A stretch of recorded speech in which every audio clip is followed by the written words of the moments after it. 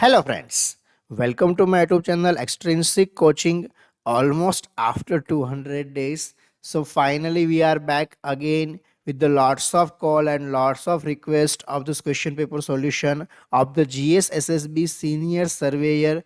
GSSSB Senior Surveyor recruitment जो है ये गुजरात गवर्नमेंट के GSSSB में निकला हुआ एक रिक्रूटमेंट है जिसमें eligible branches civil computer IT electronics and communication है।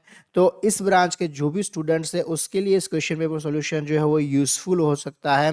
बहुत सारे रिक्वेस्ट मुझे आए हैं, बहुत सारे कॉल आए हैं फ्रेंड्स। WPSI का एक सक्सेसफुल बैच कंडक्ट करने के बाद बहुत सारे रिक्वेस्ट आए कि सर आप बैच स्टार्ट कीजिए, लेकिन जब सिलेबस ही नहीं है, कुछ पता ही नहीं है कि इस रिक्रूटमेंट में क्या पूछेंगे, इस एग्जाम में क्या क्या पूछ सकते हैं। 120 मार्क का टेक्निकल पोर्शन है, लेकिन उसके लिए प्रिपेयर कैसे करना है ये जब तक पता ही ना चले तब तक बैच कैसे स्टार्ट हो सकता है फ्रेंड्स। और इसीलिए मैंने थोड़ा रिसर्च किया, थोड़ा नहीं वैसे बहुत रिसर्च किया। हाँ, ऑलमोस्ट जब से रिक्रूटमेंट आया तब से मैं डिफरेंट साइट्स पे डिफरेंट कुछ ना कुछ मिल जाए ऐसा मैं ढूंढ रहा था। तो मारो गुजरात जो साइट है उस पर मुझे एक क्वेश्चन पेपर मिला GSSB सीनियर सुपरवाइजर का। उसके बारे में फिर मैंने सर्च किया तो पता चला कि ये same recruitment same question paper है जो आपका सीनियर सर्वे का जो एग्जाम राइट नाउ अनाउंस हुआ है उसमें जो एलिजिबिलिटी क्राइटेरियाज है विद द सेम क्राइटेरिया 2016 में एक रिक्रूटमेंट अनाउंस हुआ था, that is called as GSSB senior supervisor. और उसका क्वेश्चन पेपर जो है उसका सॉल्यूशन मैं आज आपके सामने लेके आया हूं। इस क्वेश्चन पेपर सॉल्यूशन में हम क्वेश्चन पेपर की तो बात करेंगे ही करेंगे, उसके साथ इसके सिलेबस की भी बात करेंगे। देखिए, हमारे पास कुछ तो रेफरेंस होना चाहिए कि जिससे हम पता लगा सके कि एग्जाम में क्या पूछने वाले हैं। तो ये जो भी चीजें हैं, आपको बहुत ही कंफ्यूजन है टेक्निकल के सिलेबस के बारे में, क्योंकि अभी तक GSSB ने कोई सिलेबस अनाउंस नहीं किया है।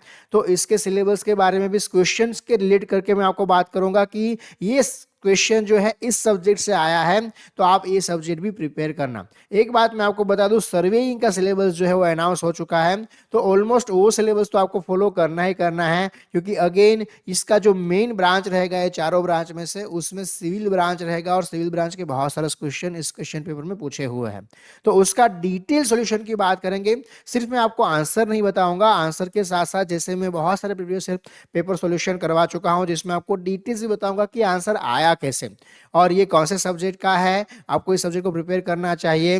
तो इसके बारे में डिटेल में आज जो है हम बात करने वाले हैं। Very first question here is, electrons in the outermost orbit or shell of the atom are called। तो इलेक्ट्रॉन्स जो आउटर मोस्ट ऑर्बिट में है उसे वैलेंस इलेक्ट्रॉन्स कहा जाता है। यहाँ पे देखिए यूजर ने फ्री इलेक्ट्रॉन आंसर जो है वो मार्क किया हुआ है, लेकिन यहाँ पे वैलेंस बैंड में जो इलेक्ट्रॉन है उसको आप फ्री इलेक्ट्रॉन्स भी एक्चुअली कह सकते हो, बट अगर टेक्निकली अगर उसको बोलना है तो टेक्निकली उसे वैलेंस इलेक्ट्रॉन्स ही कहेंगे। सो option A is the more appropriate answer, इसीलिए ऑप्शन ए राइट आंसर है। सर ये आंसर आया कैसे, देखिए उसकी बात करते हैं। आपके अगर कंडक्शन बैंड की बात करो और वैलेंस बैंड की बात करो तो देखिए आपका कोई भी मटेरियल है उसका एनर्जी बैंड डायग्राम ड्रॉ किया जाता है और एनर्जी बैंड डायग्राम से फिर डिसाइड किया जाता है कि आपका मटेरियल जो है वो सेमीकंडक्टर है, कंडक्टर है कि इंसुलेटर है। सो ये एनर्जी गैप जो होता है that is the important thing. Energy gap अगर बड़ा है तो इंसुलेटर है, एनर्जी गैप बिल्कुल नहीं है मतलब बहुत ही छोटा है तो दैट इज द कंडक्टर, आप जैसे कह सकते हो मेटल। और एनर्जी गैप जैसे आपको दिखाया ऐसे मीडियम है तो उसे सेमीकंडक्टर कहा जाता है। तो यहाँ पे देखिए इस क्वेश्चन के बारे में हम बात नहीं करेंगे इस क्वेश्चन पेपर सॉल्यूशन में। इस क्वेश्चन के रिलेटेड जितनी भी चीजें आपको एग्जाम में पूछ सकते हैं उन सब की हम बात करेंगे। तो इस क्वेश्चन पेपर सॉल्यूशन आपके लिए बहुत ही इंपॉर्टेंट होने वाला है फ्रेंड्स। और ये क्वेश्चन ऐसा क्वेश्चंस है जो जनरली कोई भी एग्जाम आप दे दो, मतलब गुजरात गवर्नमेंट की नहीं, ऑल इंडिया लेवल पे कोई भी आप रिक्रूटमेंट में प्रिपरेशन कर रहे हो और उसमें आप कोई भी एग्जाम दो regarding to electronics and communication, तो उसमें आपको इस क्वेश्चन जो है इस टाइप के क्वेश्चन जो है ये पूछते हैं। तो देखिए यहाँ पे आपके दो बैंड है, एक है वैलेंस बैंड है और एक है कंडक्शन बैंड। जब तक वैलेंस बैंड में इलेक्ट्रॉन है तब तक वो इलेक्ट्रॉन फ्री इलेक्ट्रॉन है एक्चुअली। हाँ, मतलब आप ऐसा कह सकते हो कि उस इलेक्ट्रॉन से कोई कंडक्टिविटी नहीं है। उस इलेक्ट्रॉन वो जो इलेक्ट्रॉन है वो FSR ऐसे ही घूम रहे हैं तो उससे कोई कंडक्टिविटी आपको नहीं मिलेगा। जैसे ही ये वैलेंस बैंड के इलेक्ट्रॉन कंडक्शन बैंड में आ जाएंगे उससे आपको कंडक्शन मिलेगा और उससे आपको कंडक्टिविटी मिलेगा। और जब कंडक्शन बैंड में इलेक्ट्रॉन है मतलब आपका करंट जो है वो फ्लो होगा। वैलेंस बैंड में इलेक्ट्रॉन है तो उससे कोई करंट फ्लो नहीं होता है। तो this is the basic electronics question. तो आपका ये क्वेश्चन जो है ये ईसीई ब्रांच का है, मतलब electronics and communication engineering branch का क्वेश्चन है। और इस क्वेश्चन के रिलेटेड जैसे मैंने आपको बात की, ये बेसिक इलेक्ट्रॉनिक्स से क्वेश्चन है, तो आपका सिलेबस में बेसिक इलेक्ट्रॉनिक्स भी है। हम जो है जैसे मैंने आपको बताया डिटेल सिलेबस भी आपका डिस्कस करेंगे इस क्वेश्चन पेपर सॉल्यूशन के साथ। तो इस क्वेश्चन पेपर सॉल्यूशन आपके लिए बहुत ही इंपॉर्टेंट होने वाला है फ्रेंड्स। तो ये वीडियो पूरा देखिएगा, जिसमें मैं डिटेल में आपको सारे क्वेश्चन और उसके क्या क्या सिलेबस है, कहाँ कहाँ से इस क्वेश्चन उठा के मतलब आपको पूछे हुए हैं, इसके बारे में भी जो है हम डिटेल में चर्चा करने वाले हैं। नेक्स्ट क्वेश्चन जो सेकंड क्वेश्चन पूछा हुआ है उसकी बात करते हैं। What is the firewall in computer network, ऐसा पूछा हुआ है। फायरवॉल क्या है कंप्यूटर नेटवर्क में? तो देखिए फायरवॉल जो है जैसे आपको पता है कि एक अनऑथोराइज एक्सेस जो है उसको प्रिवेंट करने के लिए फायरवॉल का यूज किया जाता है। Option A is the correct answer here कि unauthorize a system design to prevent unauthorize access, that is a firewall. आपके कंप्यूटर में फायरवॉल है जिसको ऑन रखना चाहिए, हाँ, जिससे कोई भी अनऑथोराइज एक्सेस जो है वो आपके पीसी में ना हो पाए। और ये क्वेश्चन जैसे आप सबको पता है ये कंप्यूटर इंजीनियरिंग ब्रांच या आप कह सकते हो आईटी ब्रांच का क्वेश्चन है। देखिए मैं आईटी कंप्यूटर इंजीनियरिंग दोनों का सिलेबस जो है वो ऑलमोस्ट सिमिलर बेसिक होता है। तो हम आईटी या कंप्यूटर अब पहली बार है इसलिए मैं आपको बता रहा हूँ, इसके बाद बार बार मैं आपको नहीं बताऊंगा। आपको मैं बोलूंगा या तो आईटी का जो है ये क्वेश्चन है, मतलब कंप्यूटर वाले को भी वो सिलेबस में प्रिपेयर करना है। ये आईटी का जो बेसिक है, हाँ, वहां से क्वेश्चन है। कंप्यूटर नेटवर्क करके एक सब्जेक्ट आता है, एक्चुअली ये इसी में भी आता है। ये सब्जेक्ट जो है ये इसी ब्रांच का भी सब्जेक्ट है आप कह सकते हो। तो ये कंप्यूटर नेटवर्क के जो सब्जेक्ट है इस सब्जेक्ट को आपको प्रिपेयर करना है सबको। ये सब्जेक्ट बहुत ही इंपॉर्टेंट है, यहाँ से बहुत सारे क्वेश्चन जो है ये एग्जाम में पूछ सकते हैं क्योंकि ये कॉमन सब्जेक्ट है इसलिए। नेक्स्ट क्वेश्चन जो है ये गुजराती का क्वेश्चन है, तो इसको हम डिस्कस नहीं करेंगे। मैं आपको मुझे जो पता है मेरे बेस्ट नॉलेज का यूज करके मैं आपको आंसर बता दूंगा, लेकिन इसका हम डिस्कशन जो है वो नहीं करेंगे। थर्ड क्वेश्चन जो है उसका आंसर जो है यहाँ पे वो क्या होगा, उसका आंसर यहाँ पे सी होगा। नेक्स्ट क्वेश्चन की बात करते हैं। The accuracy of measurement in chain surveying does not depend upon, देखिए चेन सर्वेइंग जो है उसका एक्यूरेसी किस पे डिपेंड नहीं है। सबसे पहले तो इस क्वेश्चन सिविल ब्रांच का क्वेश्चन है। सिविल ब्रांच में सर्वेइंग में चेन सर्वे करके एक सब्जेक्ट है अलग से, हाँ, मतलब सर्वेइंग जो है यह तो आपके लिए इंपॉर्टेंट है क्योंकि आपको पता है कि आपका जो पोस्ट है उसका ही नाम सीनियर सर्वेयर है। तो surveying is the most important subject ये आपकी रिक्रूटमेंट के लिए। तो ये वहीं से इस क्वेश्चन है, ठीक है। इसका सही आंसर जो है वो आंसर होगा D, general layout of chain lines. देखिए इसके बारे में थोड़ा मैं आपको डिटेल में बताऊं तो चेन सर्वेइंग जो है एक इस टाइप का सर्वेइंग है जिसमें मेजरमेंट जो है वो लिए जाते हैं with the help of chain. Chain का यूज करके अगर आप मेजरमेंट ले रहे हो that is called as chain surveying. हाँ, it is the very old and traditional method of surveying, मतलब बहुत, मतलब आप कह सकते हो कि बहुत सालों से यह ट्रेडिशनली इस मेथड का यूज होता आ रहा है। चेन सर्वेइंग में एक्यूरेसी ऑफ मेजरमेंट जो है that is depends on the different factor. एक तो है the length of the offset.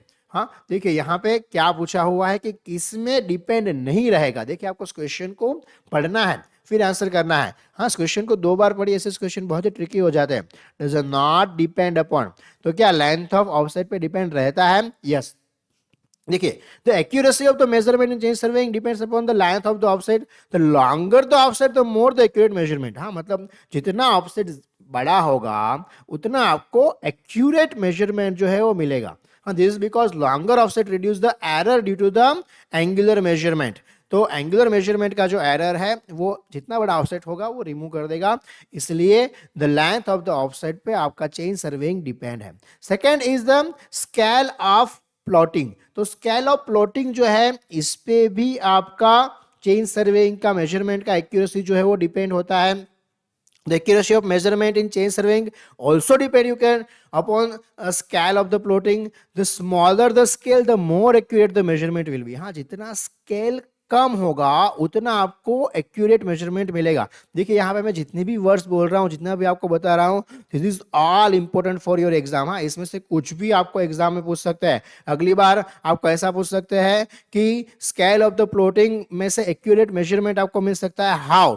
तो हाँ, कैसे मतलब मिल सकता है, ऐसा क्वेश्चन आपको पूछ सकते हैं। तो आपको यहाँ पे ऐसा भी पूछ सकते हैं, देखिए जितना स्मॉलर स्केल उतना मतलब अच्छा मेजरमेंट मिलेगा, कि जितना बड़ा स्केल उतना अच्छा मेजरमेंट मिलेगा। तो the smaller the scale more precision in the measurement. ठीक है, next is importance of the feature. So importance of the feature is also important for the accuracy of the measurement in chain surveying। हाँ, chain surveying जो है वो इस पे भी depend होता है। important features require more accurate measurement, हाँ, while less important features may require less accuracy। मतलब important of the feature जो है उसको ज्यादा एक्यूरेट मेजरमेंट जो है वो चाहिए, मतलब इसका भी इंपॉर्टेंट है। तो देखिए यहाँ पे ये तीनों ऑप्शन जो है उसमें accuracy of the measurement depend रहता है। अब बात करते हैं जिसपे डिपेंड नहीं रहता, general layout of the chain lines. देखिए general layout of the chain lines है उस पे accuracy of the measurement depend नहीं रहता, लेकिन गुड लेआउट जो है वो मेजरमेंट प्रोसेस को आपको इजी बना सकता है और मोर एफिशिएंट बना सकता है। So we can say overall accuracy of measurement in chain surveying depends on the various factor, but the general layout of the chain lines is not one of them, and that's why accurate measurement required careful attention in detail, precise instrument and a well trained surveying team। Okay, so this is your answer, option D, general layout of the chain lines is the correct answer. इस question की बात करते हैं, देखिए यहाँ पे again जो next question आपको पूछा हुआ है, हाँ, give a single word for a person who is a disloyal, हाँ, टू हिज कंट्री। ठीक है, तो ये इस क्वेश्चन का आंसर जो है ये भी आप इजीली कर सकते हो। ठीक है, इस क्वेश्चन मतलब ये क्वेश्चन जो है इंग्लिश का क्वेश्चन है, this is the civil question. ठीक है, तो ये सिविल का क्वेश्चन मतलब टेक्निकल क्वेश्चन जो है वही हम इस पेपर में डिस्कस करने वाले हैं। नॉन टेक्निकल क्वेश्चन जो है इसका डिस्कशन जो है हम इस पेपर में नहीं करने वाले हैं। ठीक है, तो बात करते हैं नेक्स्ट क्वेश्चन की। पे मैं आपको आंसर बताना भूल गया, लास्ट क्वेश्चन का आंसर जो इसमें जो मार्क किया हुआ है that is the right answer. हाँ, option A is the correct answer here. बात करते हैं नेक्स्ट क्वेश्चन की। Next question is ABCD is a regular parallelogram plot of the land whose angle BAD is 60 degree. If the bearing of line AB is 30 degree, then bearing of CD is।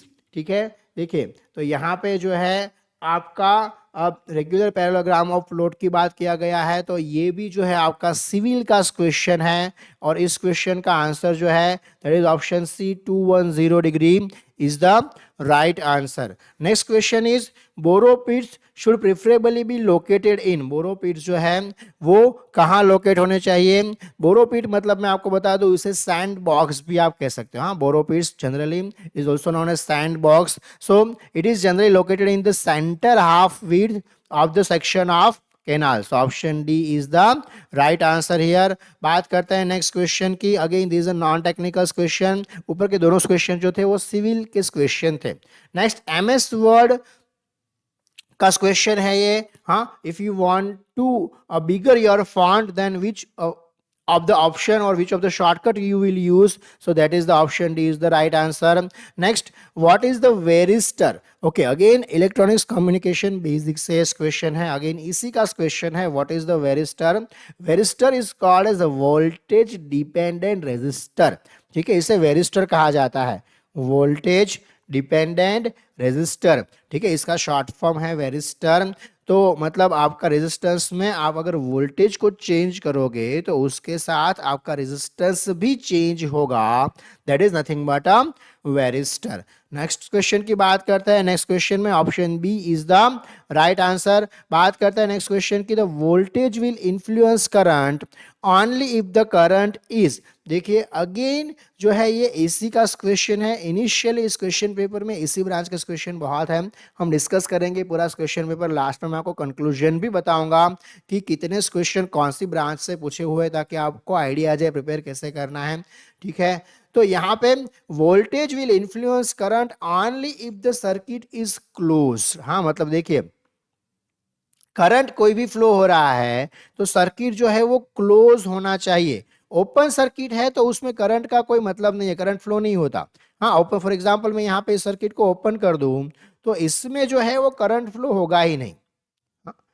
Current को flow होने के लिए close path चाहिए, close path है तभी current flow होगा। जैसे यहाँ पे रेजिस्टेंस है, यहाँ पे वोल्टेज है, तो इसमें आप V is equal to IR ohms लगा सकते हो। This again this question from the basic electronics, you can say आपका बेसिक इलेक्ट्रॉनिक्स जो है वहीं से इस क्वेश्चन है।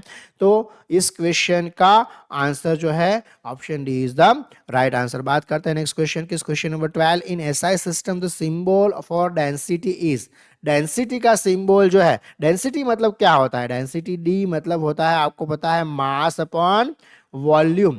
तो मास मतलब किलोग्राम, वॉल्यूम मतलब मीटर क्यूब। सो केजी पर मीटर क्यूब जो है वो एसआई यूनिट है।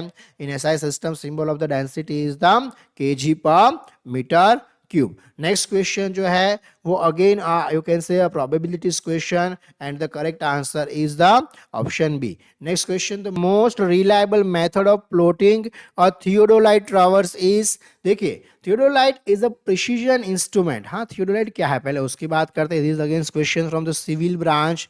तो थियोडोलाइट जो है एक प्रिसीजन इंस्ट्रूमेंट है used to measure the horizontal and vertical angles. हाँ, मतलब हॉरिजॉन्टल और वर्टिकल एंगल्स को मेजर करने के लिए इसका यूज होता है। एक मूवेबल टेलीस्कोप होता है mounted, you can say it is the movable telescope mounted to rotate around the horizontal and vertical axis. Theodolites are used in surveying, surveying में ही again use होता है, surveying सही क्वेश्चन है, building and infrastructure construction, meteorology and rocket launching के surveying में भी जो है आप इसका यूज कर सकते हो। So here the correct answer is option A, by independent coordinate of each section. So most reliable method of plotting a theodolite traverse is a independent coordinate of each section. So option A is the correct answer here. Next question की बात करते हैं। Next question again जो है वो non technical question है, तो इसकी बात हम नहीं करेंगे। 2001 का क्वेश्चन है, ठीक है, तो ये आपको आप पूछेंगे भी नहीं, it is not important at all. मतलब बहुत पुराना क्वेश्चन है, इस टाइप के क्वेश्चन है आपको एग्जाम में नहीं पूछेंगे। देखिए यहाँ पे काफ़ी क्वेश्चन जो है ऐसे है जिसका कोई इंपॉर्टेंस नहीं है, जिसको हम डिस्कस नहीं करेंगे। Next question, magnetic declination at any place will always remain constant, will fluctuate, does not remain constant or change abruptly। तो देखिए मैग्नेटिक डिक्लिनेशन जो है एक हॉरिजॉन्टल एंगल है between earth geography and magnetic meridians at the specific location. What is the magnetic declination? सबसे पहले आपको ये समझ में आना चाहिए, again I am repeating, magnetic declination is the horizontal angle between the earth geographic and magnetic meridians at the specific location. So it can change over the time due to polar wandering, मतलब polar जो change होते हैं उसकी वजह से वो change हो सकता है, इसलिए you can say does not remain constant. So option C is the right answer here. Next question की बात करते हैं, a bearing of line is also known as. देखिए बियरिंग ऑफ लाइन जो है जिसको ट्रू बियरिंग कहा जाता है, here option B is the correct. इसके बारे में थोड़ा डिटेल में अगर हम बात करें, सो बियरिंग क्या है सबसे पहले उसकी बात करते हैं। हाँ, it is the angle which a line makes the reference line और मेरिडियन। हाँ, मतलब बियरिंग मतलब एक एंगल है जो एक लाइन बनाता है विद द रेफरेंस लाइन और meridian. There are two types of bearing, दो टाइप के होते हैं, एक होता है ट्रू बियरिंग, ठीक है, और एक होता है मैग्नेटिक बियरिंग। तो यहाँ पे उसको मतलब ट्रू बियरिंग कहा गया है। It is a horizontal angle which the line, true bearing क्या है इसके बारे में बात कर रहा हूँ। हाँ, मैं true bearing means it is a horizontal angle which the line makes with the true meridian. मतलब ट्रू मेरिडियन जो है doesn't change with the time and thus true bearing remains constant. True bearing जो होता है इसको azimuth भी कहा जाता है। हाँ, तो यहाँ पे देखिए, यहाँ पे अगेन जिससे ऊपर वैलेंस इलेक्ट्रॉन फ्री इलेक्ट्रॉन वाला था वैसे भी यहाँ पे है true bearing also there, azimuth is also there. Okay, तो true bearing you can also say azimuth, it is measured from the north in the clockwise direction, it is determined from the astronomical observations। दूसरा जो option यहाँ पे नहीं दिया हुआ है, अगर ये दिया होता तो ये भी सही हो सकता था। that is magnetic bearing, it is a horizontal angle। magnetic bearing क्या है उसकी बात कर रहे हैं, it is a horizontal angle which the line makes with the magnetic north। Since magnetic meridian change gradually with the time and thus magnetic bearing also changes, so general bearing of the line is also called as magnetic bearing। It is determined from either you can say WCB or surveyor compass, that is also known as QB। Okay, so these are the two things, two bearing, true bearing and magnetic bearing. Okay, these are types of bearing. Again I am repeating, bearing means the angle which a line makes with the reference line or meridian, you can say. Okay, so this is the detailed explanation of this question. Next question की बात करते हैं. Next question again Gujarati का question है, उसको skip करते हैं. Next question जो है यहाँ पे क्वेश्चन नंबर 19 जो है, विच सर्किट एक्टिविटी में शिफ्ट कैरेक्टरिस्टिक कर so that diode operating points are different. So here option will be B is the right answer. Right answer, higher resistance. हाँ देखिए, डायोड ऑपरेटिंग पॉइंट्स डिफरेंट हो सकता है. देखिए ये जो क्वेश्चन है ये अगेन ईसीई ब्रांच का क्वेश्चन है, बेसिक इलेक्ट्रॉनिक्स से ये क्वेश्चन है. ठीक है, और यहाँ पे क्या पूछा हुआ है कि आपका characteristic curve of the diode जो है वो कैसे आप डिफर कर सकते हो. आपको पता है characteristic curve of the diode अगर आप ड्रॉ करो that is V I characteristic, अगर आप ड्रॉ करो that is voltage versus current और कैन से. हाँ, तो जितना आप वोल्टेज बढ़ाओगे इनिशियली कुछ नहीं बढ़ेगा, फिर आपका कर्व जो है वो ऐसा हो जाता है स्ट्रेट, मतलब सीधा ऊपर जाता है. This is the diode characteristic. तो आपका जितना रेजिस्टेंस आप चेंज करोगे according to that diode operating point जो है आप डिफरेंट ले सकते हो. So according to that option B is the right answer here. Okay, बात करते हैं नेक्स्ट क्वेश्चन के आंसर की. देखिए यहाँ पे again this is not important question, मतलब ये जो क्वेश्चन है ये पॉइंट ए और ये पॉइंट बी का है. हम next question 21. Under ordinary condition, the precision of the theodolite traverse is affected by. Under the ordinary condition, of precision of the theodolite traverse is affected by a systematic linear error. So option D is the correct answer here. You can say. देखिए ये भी again civil का question है. ठीक है, theodolite traverse से दूसरा question आया, इससे पहले भी एक क्वेश्चन आया था जिसमें मैं आपको डिटेल में थियोडोलाइट ट्रावर्स क्या है एक्सप्लेन कर चुका हूं, तो यहाँ पे अगेन हम उसकी बात नहीं करेंगे. Then the method generally preferred to for contouring and undulating area. Undulating area जो है उसको कंटूर करने के लिए हम कौन सा मेथड का यूज करेंगे? उसको कंटूर करने के लिए हम टेको मटेरियल सर्वेइंग का यूज करेंगे. So option C is the right answer here. Okay, इसके लिए हम चेन सर्वेइंग का यूज नहीं करेंगे, प्लान टेबल का यूज नहीं करेंगे, टेको मटेरियल सर्वेइंग जो है उसका यूज करेंगे. So this is the right answer here. देखिए एक और बात मैं आपको बता दूं friends, I am not from the civil branch. हाँ, फिर भी मैं इतना रिसर्च करके, इतना मतलब सर्च करके और रिसर्च करके मैंने आपको बताया था, मैं आपको टेलीग्राम ग्रुप में भी बता रहा था. हाँ, जिन लोगों को पता नहीं उसको भी बता दो, एक टेलीग्राम ग्रुप भी बनाया हुआ है जिसका लिंक जो है मैं आपको डिस्क्रिप्शन बॉक्स में रख दूंगा. तो वहाँ से आप टेलीग्राम ग्रुप ज्वाइन कर सकते हो, जहाँ पे मैं आपको जो भी अपडेट्स होगा इस एग्जाम के बारे में, मुझे जो भी पता चलेगा ड्यूरिंग माई रिसर्च, मैं आपको शेयर जो है करता रहूँगा. ठीक है, तो वहाँ भी मैंने आपको बताया था कि I am researching for this exam, तो उससे मुझे मतलब ये इस क्वेश्चन पेपर के हर एक आंसर के पीछे क्या क्या मतलब ऑपरेशंस मतलब सही है, क्या क्या मतलब आंसर जो है वो गलत है. यहाँ पे देखिए आंसर जो मार्क किए हो इसमें तो काफ़ी सारे आंसर गलत है, तो ये पूरा रिसर्च करके मैं बता रहा हूँ. फिर भी आपको ऐसा कुछ भी लग रहा है कि ये जो मतलब आंसर में दे रहा हूँ उसमें कुछ गलत है, तो you can ask me in the comment box. हाँ, तो भी आप मुझे कमेंट बॉक्स में पूछ सकते हो. हालांकि मैंने पूरा रिसर्च किया है, इस पे बहुत कम चांसेस है कि जो मैं आंसर दूँ वो गलत हो. 5 जून जो है that is the world environmental day, इस क्वेश्चन जो है एग्जाम में बहुत पूछता है. नेक्स्ट क्वेश्चन की बात करते हैं. The following is not a law of static friction. कौन सा लॉ स्टैटिक फ्रिक्शन का नहीं है? ठीक है, तो here the correct answer is option C. The force of friction always acts in the direction opposite to that in the which the body tends to move. Is the not the law of static friction. आपको पता है friction जो है ये basically आप जो है even you can से 8-9 स्टैंडर्ड से आप पढ़ते आ रहे हो. So this are the basics you know. हाँ, इस यहाँ पे बहुत सारे क्वेश्चन ऐसा है, अगर आपका 8-9 स्टैंडर्ड का फिजिक्स भी आपने अच्छे से पढ़ा हुआ है then you can give the answer of this question. Okay, next question की बात करते हैं. Again this question from the Gujarati. Here option B is the correct answer. Next question की बात करते हैं. Question number 26. The range within which a load can be applied on a rectangular column to avoid any tensile stress is.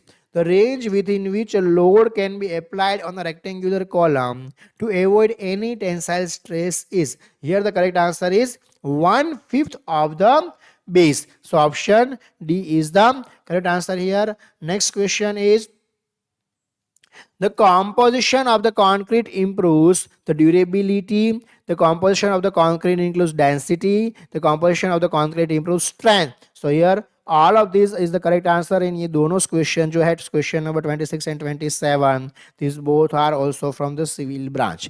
ठीक है.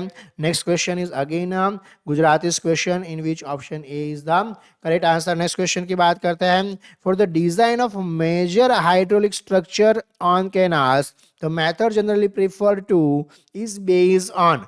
This method is preferred to is based on Khosla's method of independent variable. So option D is the correct answer here. बात करते हैं next question किस question number 30 जो है in which option B is the correct answer. Again Gujarati's question, so we are not discussing.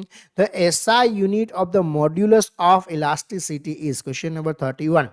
So SI unit of the modulus of elasticity is Newton per meter square. देखिए यहाँ पे actually जो user है उसने all of the above mark किया है. This the SI unit they are asking. This all the unit may be correct. देखिए meter का सेंटीमीटर किया है, सेंटीमीटर का मिलीमीटर किया है. So newton per meter square you can centimeter per centimeter, but they are asking SI unit. So SI unit will be always in the meter. हाँ, SI unit the modulus of elasticity is generally you can से actually pascal. So here Pascal is not given in the option, so we can replace Pascal with the Newton per meter square. Most appropriate answer. इस type का question जो है इसका जो है generally अब mark दे दिया जाता है जहां पे थोड़ा सा भी कंफ्यूजन हो. ठीक है. This it defines the force per unit area. Modulus of elasticity means force per unit area. Force means Newton per unit area मतलब मीटर स्क्वायर. हाँ, मतलब आप प्रेशर को मेजरमेंट करना चाहते हो. ठीक है. मॉडुलस ऑफ इलास्टिसिटी का ऐसा यूनिट जो है वो न्यूटन पर मीटर स्क्वायर होगा.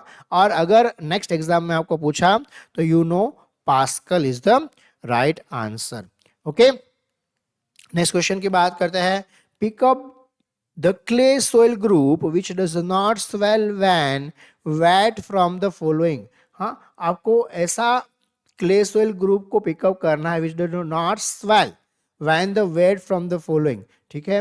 तो देखिए यहाँ पे अलग अलग ग्रुप्स की बात की गई है in which option B is the right answer. देखिए ये क्वेश्चन जो है ये थोड़ा सा टिपिकल क्वेश्चन है. एक्चुअली मुझे बहुत सर्च करना पड़ा इसका राइट आंसर फाइंड करने के लिए. हाँ, क्योंकि अलग अलग जगह पे इसके अलग अलग आंसर्स दिए हुए हैं, but option B is the right answer here. Mat group is the right answer here. Okay. Next question की बात करते हैं. क्वेश्चन नंबर 33 जो है उसमें option C is the right answer. Next question 34. Pick up the correct statement from the following.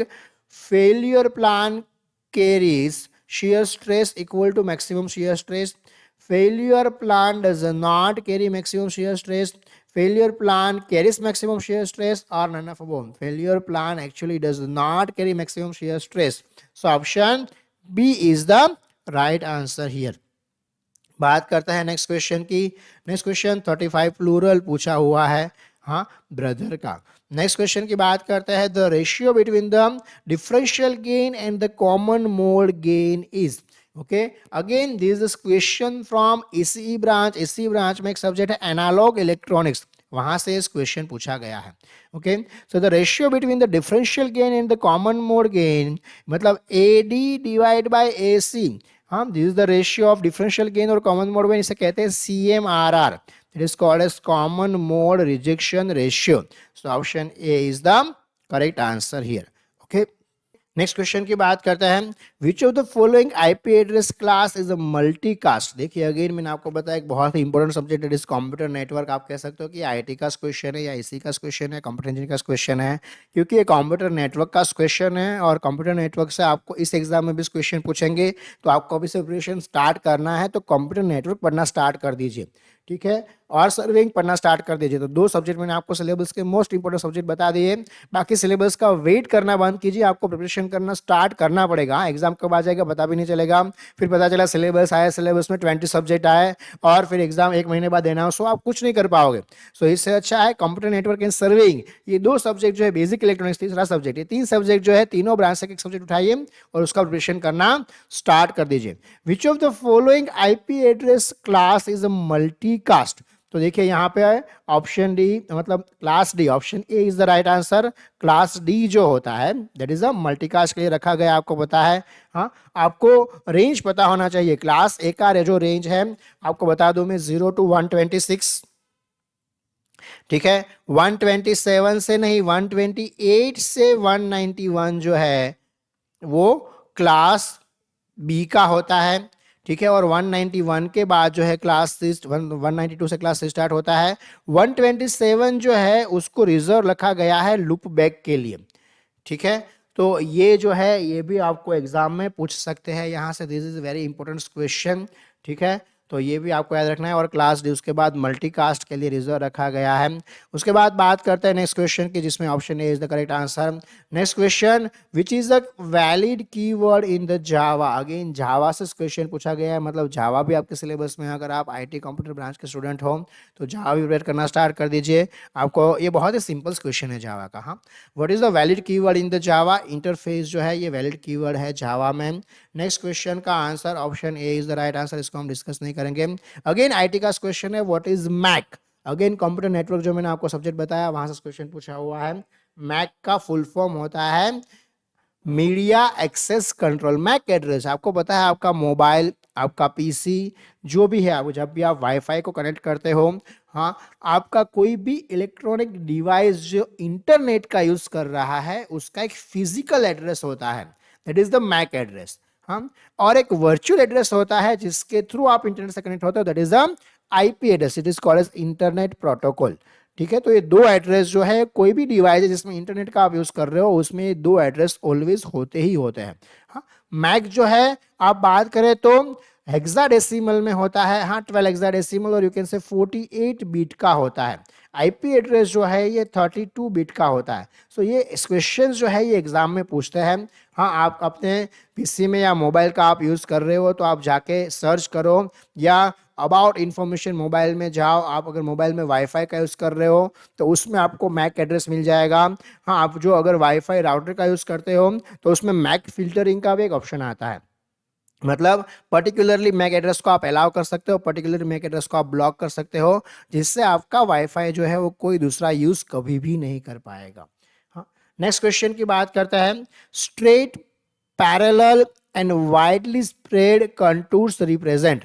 देखिए, straight, parallel and widely spread contour represent an inclined plane surface, तो option D is the correct answer here. Okay, contour line क्या है उसके बारे में बात करें तो contour line is the line joining the points having equal elevation.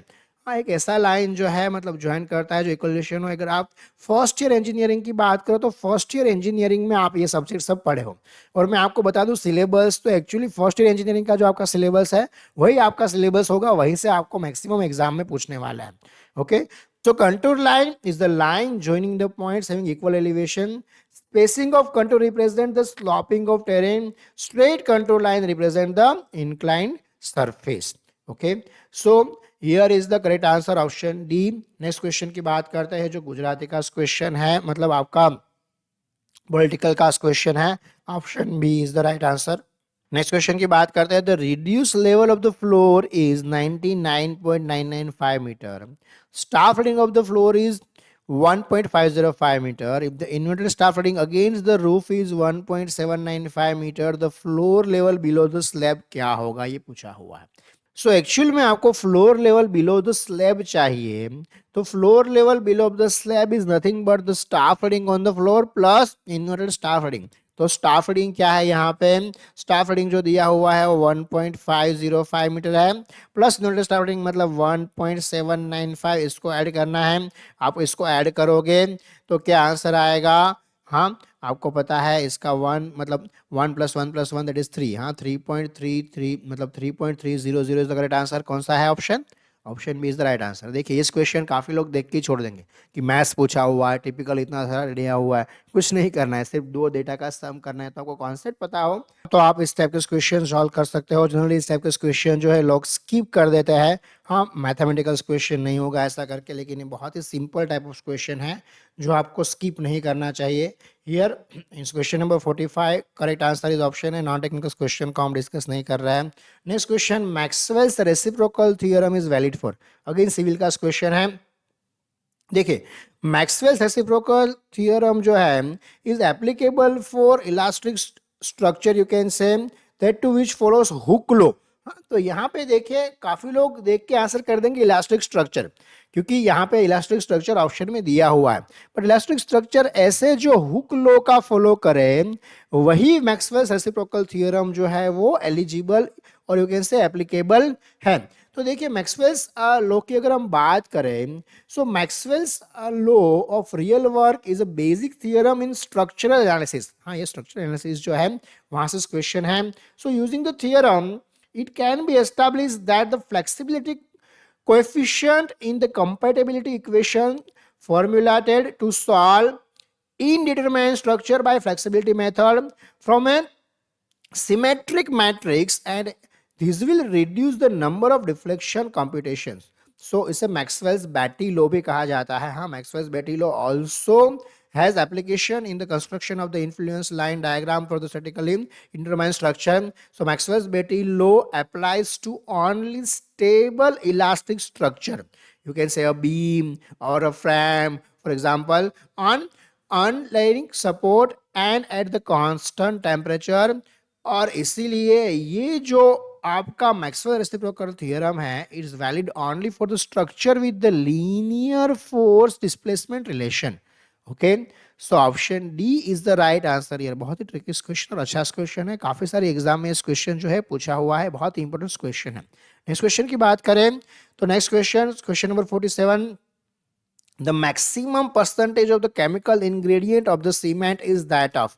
तो सीमेंट में यहाँ पे जो भी ऑप्शंस दिए हुए हैं उसमें मैक्सिमम परसेंटेज जो है वो लाइम का होता है। Option D is the right answer. Here lime में जनरली 62 से 67 परसेंटेज होता है, ठीक है।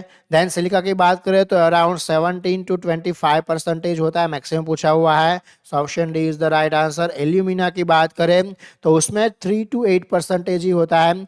एंड मैग्नीशियम ऑक्साइड की अगर बात करें, ठीक है, तो मैग्नीशियम ऑक्साइड जो है उसमें अराउंड 1 to 3% ही होता है। ओके, उसके बाद आयरन ऑक्साइड है तो 3 to 4% होता है। सो हियर एक्चुअली मैक्सिमम पूछा हुआ है। So option D is the right answer here the correct answer is option है। गुजराती आपका जो ग्रामर होता है वहां से क्वेश्चन पूछा हुआ है। Next question 49, a portion of the output that provides circuit stabilization is considered to be।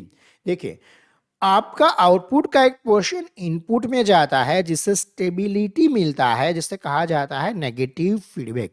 So option A is the correct answer. आपका कोई भी एम्पलीफायर या कोई भी डायग्राम देख लोगे, अगेन ये इसी का क्वेश्चन है। इसी में एनालॉग इलेक्ट्रॉनिक्स करके एक सब्जेक्ट है जहां से इस क्वेश्चन है।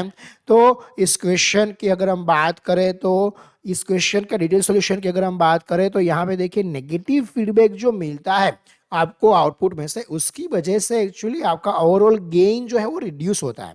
लेकिन एम्पलीफायर को स्टेबल करने के लिए नेगेटिव फीडबैक चाहिए होता है और इसीलिए नेगेटिव फीडबैक जो है वो प्रोवाइड किया नहीं जाता, एक्चुअली आ जाता है। हाँ, और लेकिन आपको सर्किट का स्टेबिलिटी मिलता है। और इसलिए अगर आप एम्पलीफायर की बात करो, अगर ट्रांजिस्टर एम्पलीफायर की बात करो तो यहाँ पे एक रेजिस्टेंस लगाया जाता है RE, जिससे नेगेटिव फीडबैक मिलता है। हाँ, अगर ये आपका इनपुट है फॉर एग्जांपल यहाँ पे, तो यहाँ पे आपको इनपुट में नेगेटिव फीडबैक मिलता है इस RE से, जिससे गेन रिड्यूस होता है। लेकिन स्टेबिलाईजेशन के लिए ये RE लगाना बहुत ज़रूरी है, अदरवाइज आपका सर्किट अनस्टेबल हो जाता है। तो अनस्टेबल सर्किट है तो उसका क्या फ़ायदा। हाँ, इसीलिए option A is the right answer here, negative feedback. Okay, next question जो है उसका option D is the great answer. यहाँ पे देखिए ऑलमोस्ट 150 क्वेश्चन है अगर 150 क्वेश्चन हम एट ए वन गो करेंगे तो आप भी बोर हो जाओगे और आपके लिए भी बहुत लंबा हो जाएगा। इसलिए इस क्वेश्चन पेपर को हम 3 पार्ट में डिवाइड कर रहे हैं। ऑलमोस्ट मैंने आपको आइडिया दिया, अराउंड हमने 50 क्वेश्चन जो है आज सॉल्व किए, जिसमें हम टेक्निकल क्वेश्चन जो है उसकी हमने बात की। तो आपको आइडिया तो मिल गया प्रिपरेशन स्टार्ट कैसे करना है।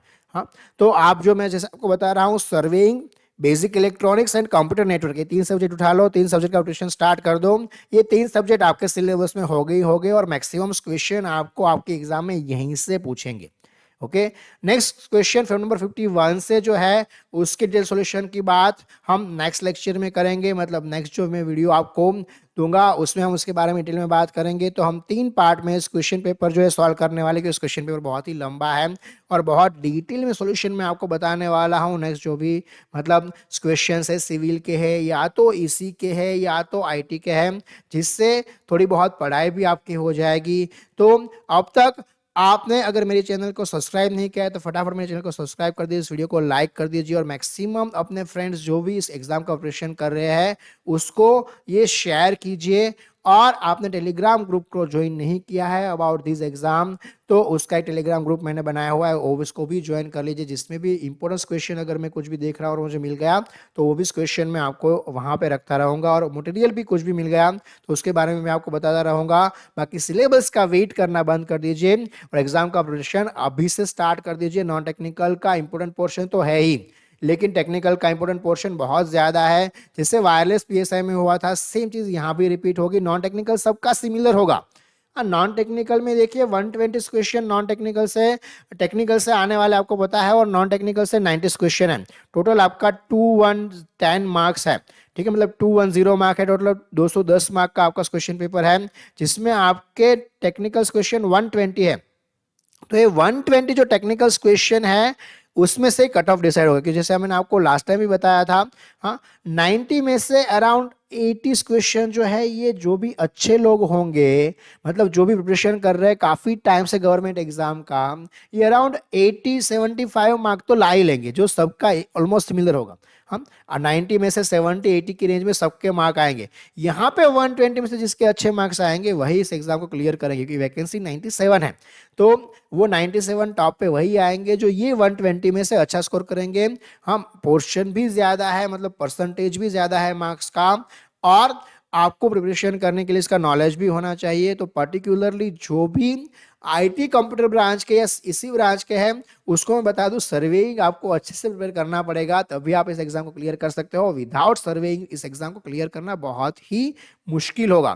तो आप जो है अभी से उस सब्जेक्ट को पढ़ना स्टार्ट कर दीजिए, अभी से उसका प्रिपरेशन जो है वो स्टार्ट कर दीजिए, सिलेबस का वेट मत कीजिए। ओके फ्रेंड्स, जल्दी मिलते हैं नेक्स्ट वीडियो के साथ। पेपर सॉल्यूशन जो है उसका पार्ट 2 जल्दी ही मैं यूट्यूब चैनल पे रख दूंगा, चैनल से आप जुड़े रहिएगा।